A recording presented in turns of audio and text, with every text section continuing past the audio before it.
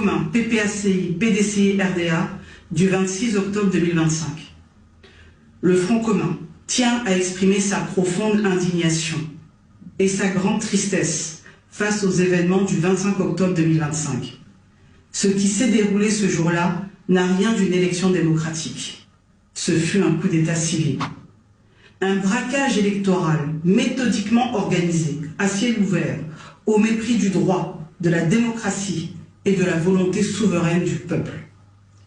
Comme nous l'avions dénoncé à plusieurs reprises, le régime a érigé l'exclusion, la manipulation, la répression, la peur et le refus systématique du dialogue en stratégie électorale.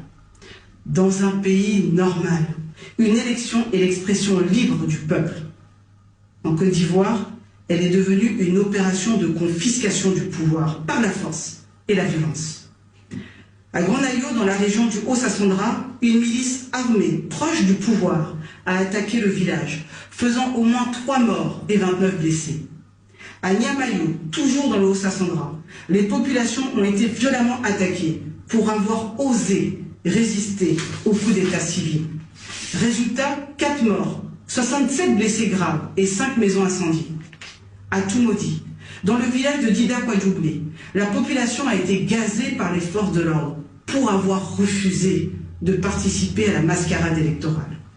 Et que dire du jeune Guessant Kwadjo Richard, 13 ans seulement, tué par balle, alors qu'il n'était mêlé d'aucune manière à une quelconque manifestation. Un bacarouge a été aperçu en train de tirer à balles réelles sur la foule opposée au 4e mandat. Un enfant ivoirien est mort. Et le silence du régime est assourdissant. Ces faits ne sont que quelques exemples, parmi tant d'autres. Partout en Côte d'Ivoire, les populations ont subi intimidation, violence, humiliation, enlèvement ou arrestation, uniquement pour avoir voulu défendre leur constitution. Le Front commun présente ses condoléances les plus attristées aux familles endeuillées et exprime sa compassion profonde aux blessés et à leurs proches.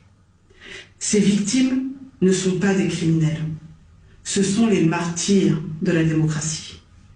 Le très faible taux de participation, visible dans tout le pays, malgré les pressions, démontre avec éclat que les Ivoiriens ont massivement boycotté cette élection truquée, refusant de se rendre complices d'une violation grave de la Constitution.